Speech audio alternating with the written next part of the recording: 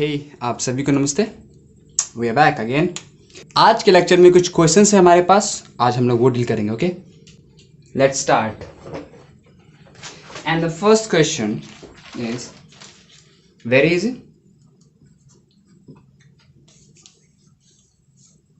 What is the resistance?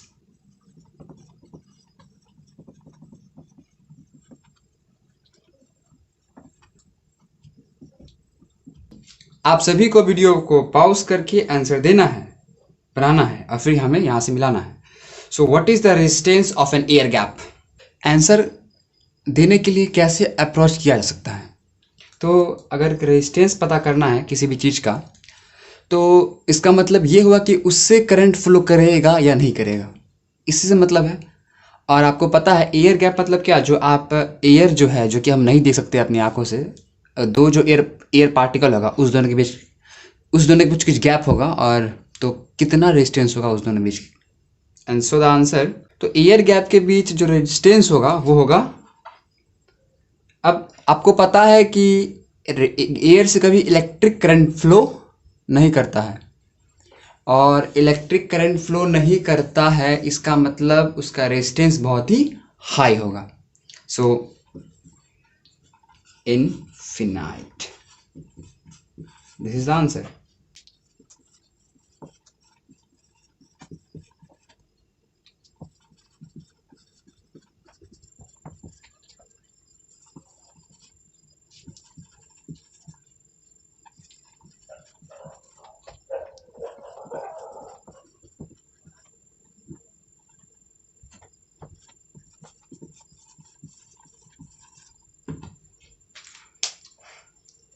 Name a substance whose resistance almost remains unchanged by increase of temperature.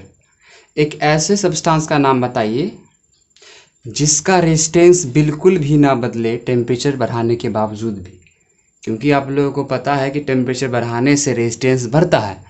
और question यहाँ पे पूछ रहा है कि कोई एक सब्सटेंस का नाम बताइए जिसमें कि टेम्परेचर बढ़ा भी दे तो रेजिस्टेंस ना बढ़े।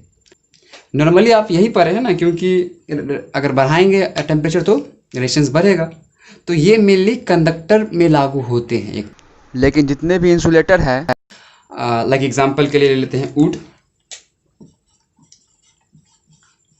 वुड हो गया एग्जांपल। अगर उसमें आप टेम्परेचर बढ़ाते हैं तो उसके रेजिस्टेंस लगभग नहीं बढ़ते हैं। आंसर हो गया। थर्ड पे आते हैं।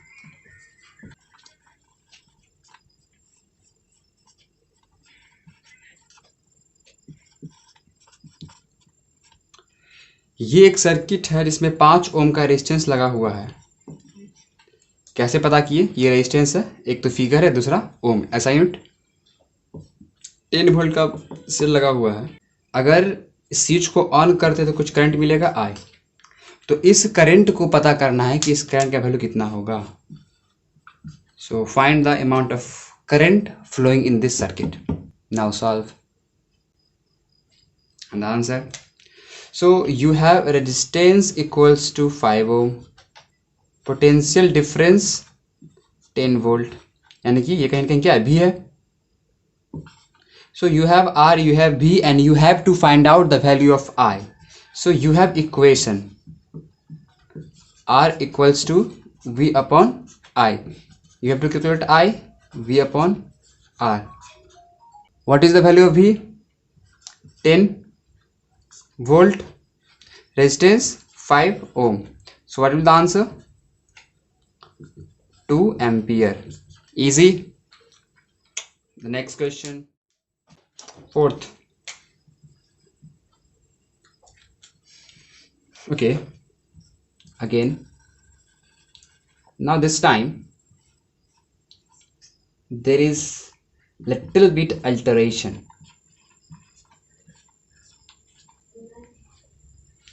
You have resistance 5 ohm, you have battery whose potential difference is unknown, यानी भी मान लेते हैं।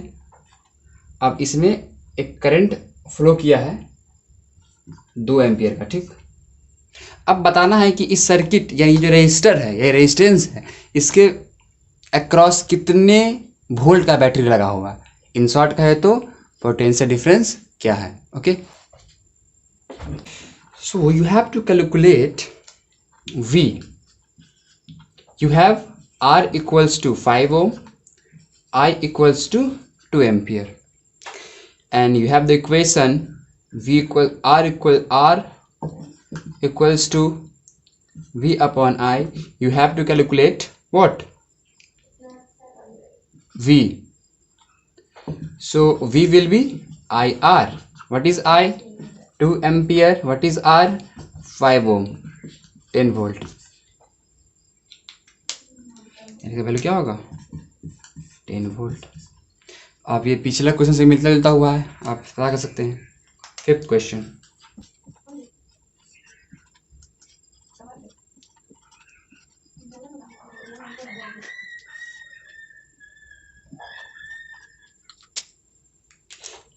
ए एक कंडक्टर है, मतलब कोई नाम है, ए एक कंडक्टर है. आप इसे सिल्वर मान सकते हैं, कुछ ही मान सकते हैं. ठीक, क्वेश्चन समझिए. और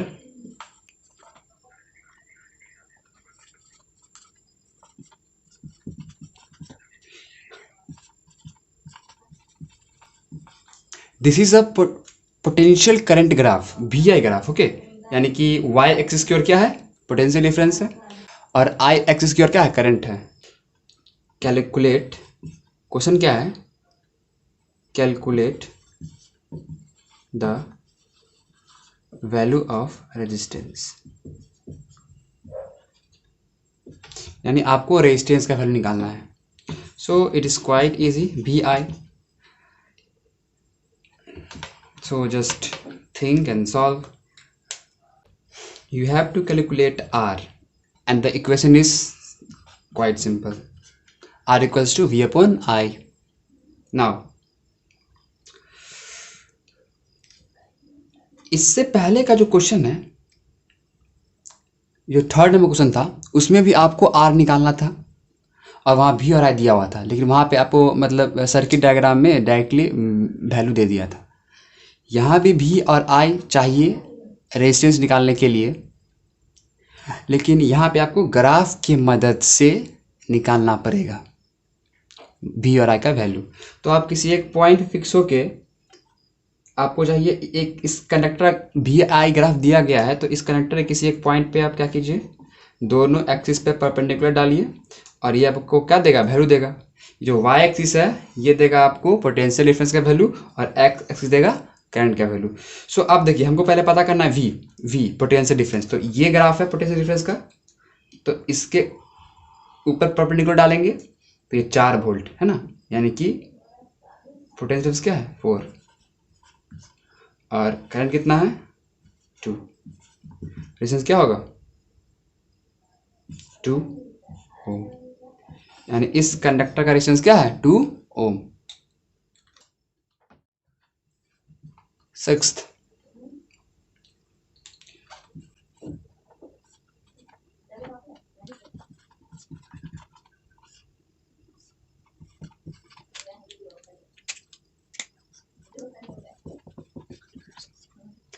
A और B दो कंडक्टर है, AB. ठीक,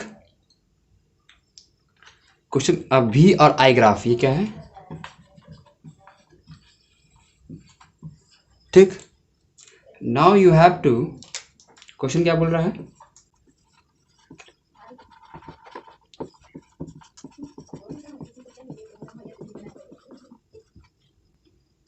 Which has more resistance? यानी V और I ग्राफ दिया है, और V और I ग्राफ से हमसे क्या निकलता है? R. तो A और B में से किसका रेजिस्टेंस ज़्यादा है? क्वेश्चन सॉल्व कीजिए, फिर बताते हैं. जब भी R निकालना हो तो आपको चाहिए V, आपको चाहिए I. सॉल्यूशन है ये. यहाँ पे कोई वैल्यू नहीं दिया गया है, आपको बस दिमाग लगा के सॉल्व करना है. तो आइए दिमाग लगाते हैं हम लोग. अब R मैक्सिमम उसका होगा जिसका V मैक्सिमम हो. कैसे? फॉर्मूला पे ध्यान दीजिए.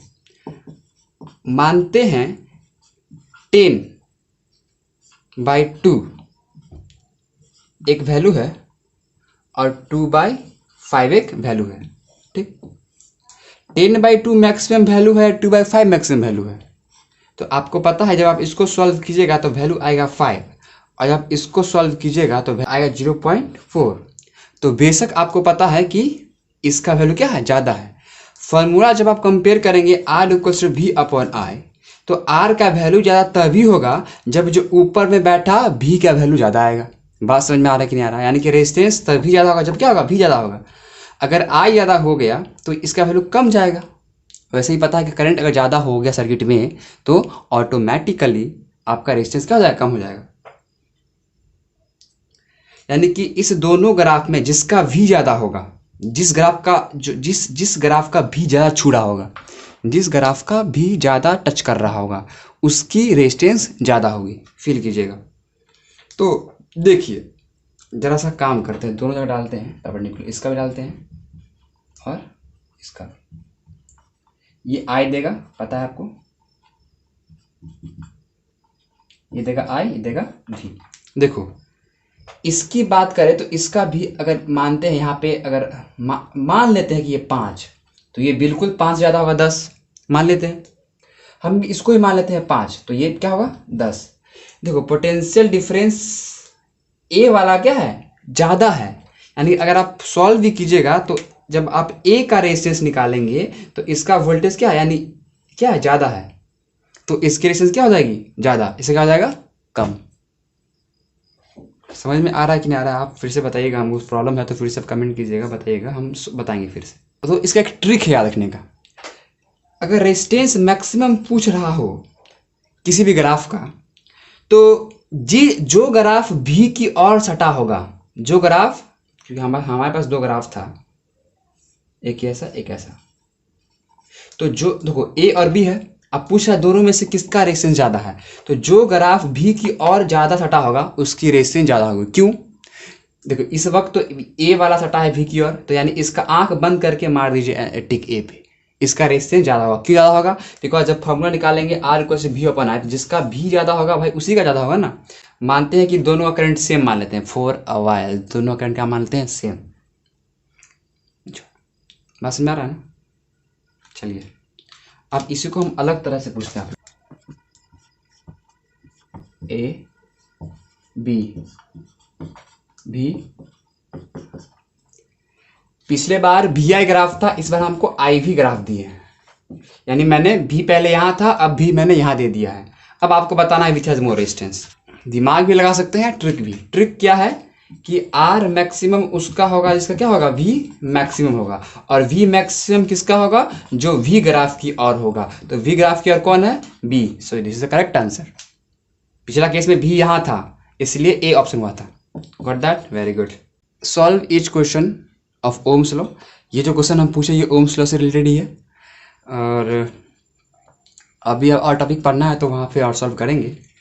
इस लिंक में हम जो रेजिस्टिविटी टॉपिक है जो कि हम पढ़ा चुके हैं, उसका लिंक इस वीडियो के डिस्क्रिप्शन बॉक्स में उसके क्वेश्चन का लिंक दे रहे हैं। आप वहाँ पे क्लिक करके सारा क्वेश्चन सॉल्व कर लीजिएगा, और हो सके तो फ्यूचर में हम इसी लिंक में और भी क्वेश्चन पुट करते रहे, डालते रहे। तो आप इस लिंक को कॉपी करके कहीं पे पेस्ट कर लीजिए अपने मोबाइल पे, कहीं पे आपने किसी दोस्त को भेज दीजिए, या किसी को भेज के इस लिंक को संभाल के रखिए। या नहीं तो ये लिंक हमेशा इस वीडियो में आपको मिल जाएगा। तो इस लिंक पे आपको नॉर्मली क्या होगा ना कि हम सब कुछ अब क्वेश्चन वगैरह अपलोड करते रहेंगे, तो आप इस लिंक को ध्यान से रख लेंगे। और फिर मिलते हैं नेक्स्ट वीडियो के साथ।